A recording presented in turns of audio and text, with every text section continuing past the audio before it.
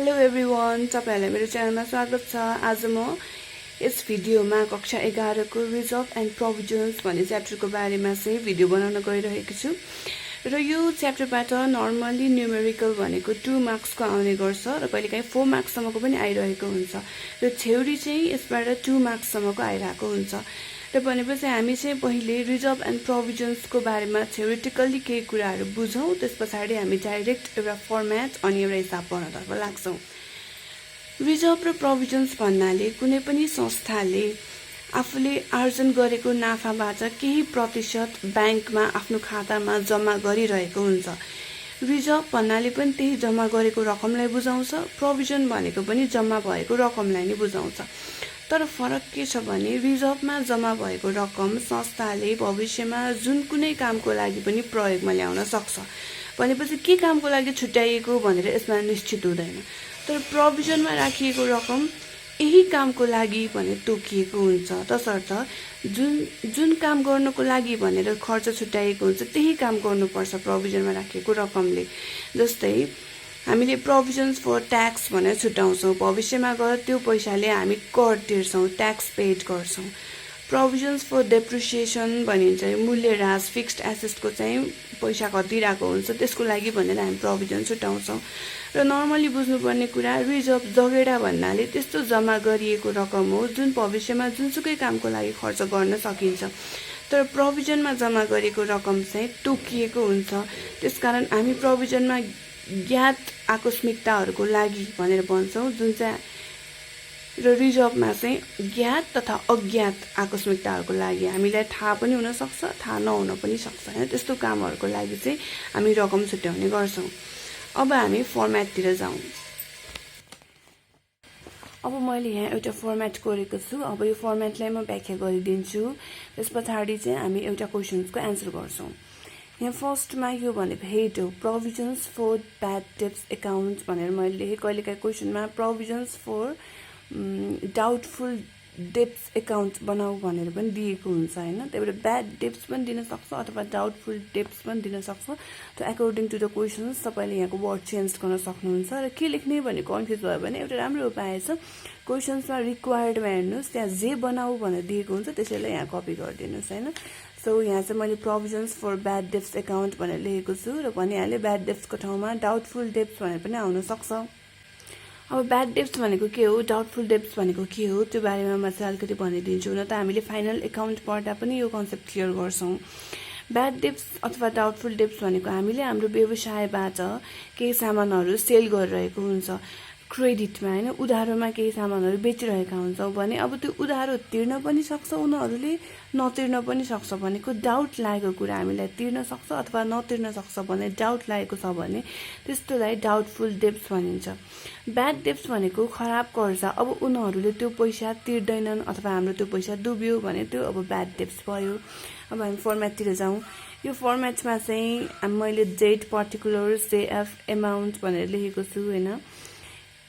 यसमा कतै कतै तपाईहरुले डेट नलेखेको पनि देख्न सक्नुहुन्छ, नलेखिदा नि फरक पर्दैन, तर यो चाहिँ हाम्रो फर्म्याटमा भयो। अब यो फर्म्याट कसरी याद गर्ने भने हामी जर्नल इन्ट्री पनि पढ्छौँ नि त, त्यो जर्नल इन्ट्रीलाई दुईचोटि एट्याच गरेको भनेपछि जति पनि यो भयो एमाउन्टको यो यति पार्ट, यसलाई डेबिट साइड हो, त्यही भएर हामीले मैले डीआर लेखेँ यहाँ माथिपट्टि, यो भनेको हाम्रो डेबिट साइड हो भने यो साइड भनेको क्रेडिट साइड हो, तर मैले सीआर भनेर यहाँ लेखेँ। यो डेबिट साइड यो क्रेडिट साइड दुईटा उस्तै उस्तै कोलम दुईवटा एट्याच गरिदिएको यो फर्म्याट याद गर्ने technique. To bad debts account भनेर लेखेको छु भने चाहिँ यो खराब कर्जा, यो ब्याड डेब्ट्स भनेर हामीलाई क्वेसनमै दिएको हुन्छ। ब्याड डेब्ट्स रिटर्न अफ यति भयो भनेर दिएको हुन्छ, त्यो क्वेसन्सको एमाउन्टलाई टक्क यहाँ राख्ने मात्र हो। अब यहाँ हेर्नुहोस्, बाई ब्यालेन्स बिडी लेखेको छु, यहाँ टु ब्यालेन्स सिडी लेखेको छु भनेपछि यो बाई ब्यालेन्स विधि भनेको ओपनिङ प्रोभिजन हो। क्वेसनमा जब तपाईँ opening provisions for bad debts भने जब ओपनिङ भन्ने वर्ड देख्नुहुन्छ त्यो भनेको हाम्रो ब्यालेन्स विधि यता ल्याएर राखिदिने। अब ब्यालेन्स सिडी तर त्यो पर्सेन्टेज देखाएको छ, यो भनेको क्लोजिङ हो। क्वेसनमा तपाईँले क्लोजिङ प्रोभिजन्स अफ भनेर दिएको हुन्छ र सर्टेन पर्सेन्ट लिऊ है भनेर दिएको हुन्छ, डेबिटर्सको केही पर्सेन्ट लिऊ भनेर क्वेसन्समा नै भनिदिएको हुन्छ र त्यो चाहिँ हामी यहाँ राख्छौँ। भनेपछि यो ओपनिङ प्रोभिजन भयो, जब ओपनिङ भन्ने वर्ड आउँछ त्यो एमाउन्टलाई यहाँ राख्ने, यो चाहिँ क्लोजिङ भयो, क्लोजिङ प्रोभिजन भन्ने वर्ड आउँछ। अब यहाँ by balance profit and loss account भनेको छ। यो भनेको चाहिँ ब्यालेन्सिङ फिगर हो। हामी डेबिट जोड्छौँ, क्रेडिट जोड्छौँ, नपुगेको एमाउन्ट थप्छौँ होइन। डेबिट क्रेडिट बराबर आउनुपर्छ नि हाम्रो डबल इन्ट्री सिस्टमको रुल्स अनुसार। त्यही भएर चाहिँ हामी नपुगेको एमाउन्ट ल्याएर हामी यहाँ प्रफिट एन्ड लस एकाउन्टमा थपिदिन्छौँ। र यति गरेपछि हाम्रो यो सक्यो। यहाँ टोटल गरेर टोटलिङ गर्ने। अब एउटा क्वेसनको एन्सर गरौँ कि यहाँ चाहिँ एउटा मैले क्वेसन्स लिएको छु। यो चाहिँ 2062 सालमा सोधिएको क्वेसन्स हो होइन। अब फर्स्ट के गर्नु भने हामी एउटा फर्मेट, अघिको फर्मेटलाई हामी कोरौँ। मैले यहाँ कोरिसकेँ र डिआर सिआर पनि लेखिसक्यो। डेबिट क्रेडिट हो। अब यहाँ हेड लेख्नु बाँकी छ। र अब हामी हेरौँ रिक्वायर्डमा के दिएको छ। यहाँ के भनेको छ भने provisions for bad debts account बनाऊ भनेर हामीलाई दिएको छ होइन। त्यही भएर चाहिँ हामी यसैलाई यहाँ हेडमा कपी गर्छौँ। हामीले बनाउनु लागेको भनेको यो provisions for bad debts account हो।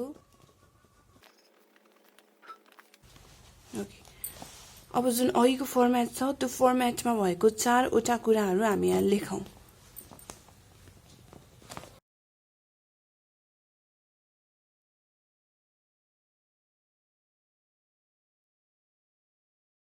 डेट यदि दिएको छ भने लेख्ने, दिएको छैन भने नलेख्ने, त्यसमा कुनै फरक परेन होइन।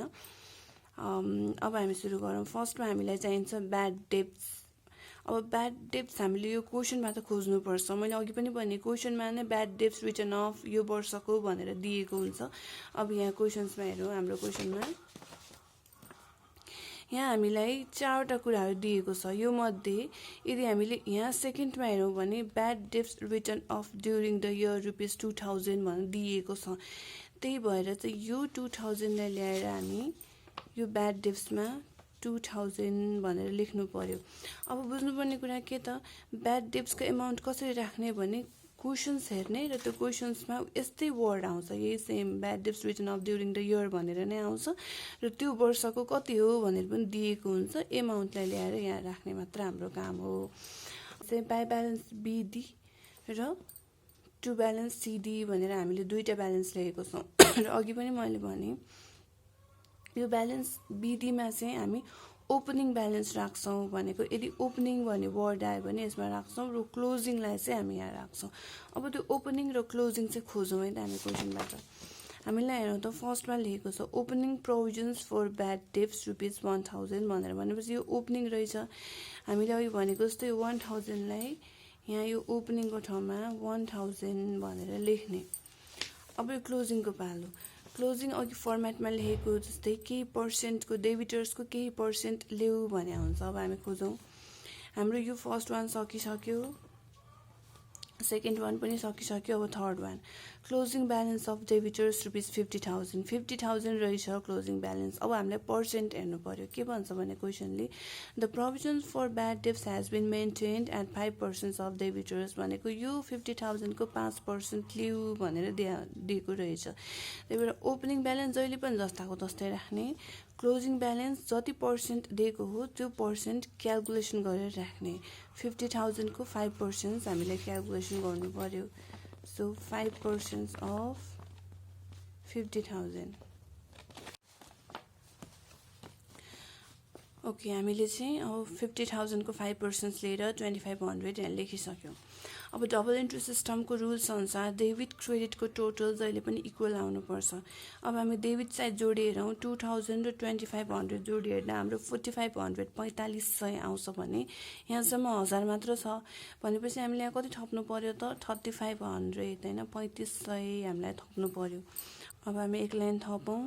यसमा 4500, यसमा पनि 4500। यसरी चाहिँ हामीले डेबिट क्रेडिट इक्वल बनायौँ। अब यो फर्मेटलाई क्लोज गरिदिउँ।